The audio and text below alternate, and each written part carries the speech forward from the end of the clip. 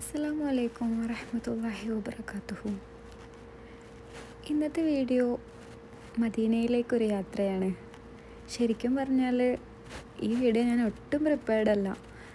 ഈ ഒരു വീഡിയോ ചെയ്യുമ്പോഴും ഈ വോയിസ് ഓവർ കൊടുക്കുമ്പോഴും ഞാൻ യൂട്യൂബിലൊരു ചാനൽ പോലും ശരിക്കും തുടങ്ങിയിട്ടില്ല. പക്ഷേ എനിക്ക് നല്ല ആഗ്രഹം ഉണ്ടായിരുന്നു. അപ്പോൾ ഞാൻ കുറച്ച് ദിവസമായിട്ട് ഒരു യൂട്യൂബിലൊരു ചാനൽ തുടങ്ങണം എന്നിങ്ങനെ വിചാരിച്ചിരിക്കുക. അപ്പോഴാണ് പെട്ടെന്നാണ് ഈ മദീനയിലേക്കുള്ള പോക്കുണ്ടായത്. അപ്പോൾ ഞാൻ വിചാരിച്ചു എന്തായാലും വേണ്ടിയില്ല, ഈ ഒരു യാത്ര വീഡിയോ എടുത്ത് വെക്കാം. ഇനി എപ്പോഴെങ്കിലും ഒരു ചാനൽ തുടങ്ങുകയാണെങ്കിൽ അതിലിടാമല്ലോ എന്ന് വിചാരിച്ച് അങ്ങനെ എടുത്ത വീഡിയോ ആണിത്. ഇനിയിപ്പോൾ ഈ വീഡിയോ ഞാൻ യൂട്യൂബിൽ അപ്ലോഡ് ചെയ്യുമെന്ന് പോലും എനിക്കറിയില്ല. ഒന്നും അറിയാതെ ഞാനിതാ വീഡിയോ എഡിറ്റ് ചെയ്തുകൊണ്ടിരിക്കുകയാണ്. അപ്പോൾ ഇനി ഞാൻ അഥവാ ചാനലിൽ ഇടുകയാണെങ്കിൽ തന്നെ ആദ്യത്തെ വീഡിയോ മദീനയിലേക്കൊരു യാത്ര ആവട്ടെ അല്ലേ. സാധാരണ ഞങ്ങൾ മദീനയിൽ പോകുമ്പോൾ അവിടെ എത്തി ആദ്യം ഒരു റൂം എടുത്ത് ഫ്രഷായി ഹറമിലേക്ക് പോകും. എന്നിട്ട് സുബഹി നിസ്കാരമൊക്കെ കഴിഞ്ഞതിന് ശേഷം തിരിച്ച് റൂമിലെത്തി ഒന്ന് കിടന്നുറങ്ങും. ഉറക്കില്ലെങ്കിൽ പിന്നെ അത് ആകെ ഒരു ക്ഷീണമാവുമല്ലോ. അതുകൊണ്ട് ഒന്ന് കിടന്നുറങ്ങിയതിൻ്റെ ശേഷം പിന്നെ ഉറങ്ങി നീച്ചതിൻ്റെ ശേഷമാണ് ജുമക്ക് വേണ്ടിയിട്ട് വീണ്ടും ഹറമിലേക്ക് പോവുക ചെയ്യുക. അങ്ങനെ ഞങ്ങൾ റൂമിലെത്തി. മാഷാ അല്ലാ, ഈ പ്രാവശ്യം എന്തായാലും നല്ലൊരു റൂമാണ് കിട്ടിയത്. ഇതുവരെ വന്നതിൽ വെച്ചിട്ട് എനിക്ക് ഏറ്റവും ഇഷ്ടപ്പെട്ട റൂമാണ്. നല്ല വൃത്തി ഉണ്ടായിരുന്നു. എനിക്ക് നല്ല ഇഷ്ടമായി. നല്ലൊരു റൂമാണ് കിട്ടിയത്. അപ്പോൾ അങ്ങനെ ഞങ്ങൾ കിടന്നുറങ്ങി പിറ്റേന്ന് ഞങ്ങൾ ഹറമിലേക്ക് പോവാണ്. അവിടുത്തെ വീഡിയോ അങ്ങനെ എടുത്തിട്ടില്ല. കുറച്ച് ഭാഗങ്ങൾ മാത്രം ഞാൻ ഈ വീഡിയോയിൽ ഇൻക്ലൂഡ് ചെയ്യണേ ഉള്ളൂ കേട്ടോ. അപ്പോൾ ഇത് ഞങ്ങൾ ഹറമിലേക്ക് ടാക്സിയിൽ പോയിക്കൊണ്ടിരിക്കുകയാണ്. ഞങ്ങളെ റൂം ഹറമിൻ്റെ തൊട്ടടുത്തല്ല. ഒരു 5 മിനിറ്റ് ടാക്സിയിൽ യാത്ര ചെയ്യാനുള്ള ടൈമുണ്ട്.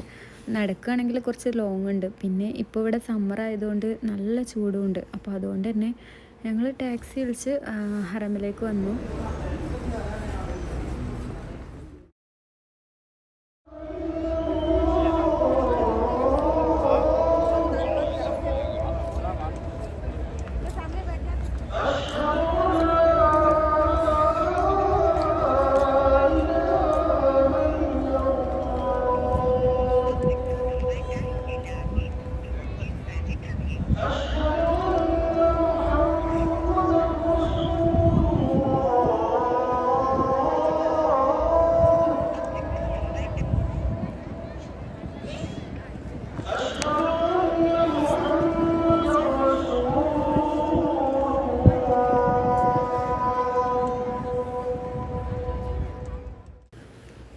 അങ്ങനെ ഞങ്ങൾ ജുമൊക്കെ കഴിഞ്ഞ് വീണ്ടും റൂമിലേക്ക് വന്നിരിക്കുകയാണ്.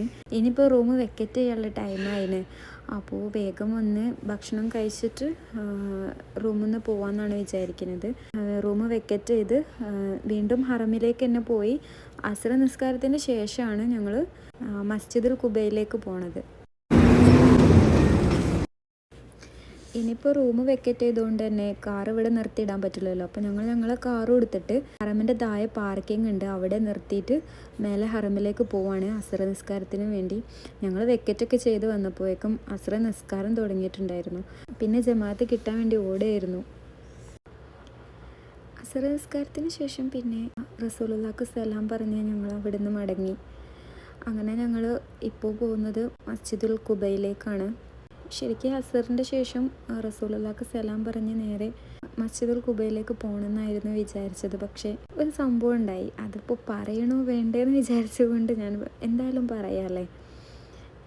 ഇതുവരെ മദീനയിൽ വന്നിട്ട് ഇങ്ങനൊരു അനുഭവം എനിക്ക് ഉണ്ടായിട്ട് പോലുമില്ല. ഞാനാകെ പേടിച്ചു ശരിക്കും പറഞ്ഞാൽ. ഹസ്ബൻഡും മക്കളും റസൂലുള്ളാഹിക്ക് സലാം പറയാൻ വേണ്ടിയിട്ട് റൗളയിലേക്ക് പോയ സമയത്ത് എന്നോട് അവിടെ നിൽക്കാൻ പറഞ്ഞിട്ടുണ്ടായിരുന്നു. ഒരു സ്ഥലം കാണിച്ചിട്ട് അവിടെ നിൽക്ക്, ഞങ്ങൾ സലാം പറഞ്ഞിട്ട് വരാം, എന്നിട്ട് നമുക്കങ്ങനെ മസ്ജിദുൽ ഖുബയിലേക്ക് പോകാമെന്നാണ് പറഞ്ഞിട്ടുണ്ടായിരുന്നത്.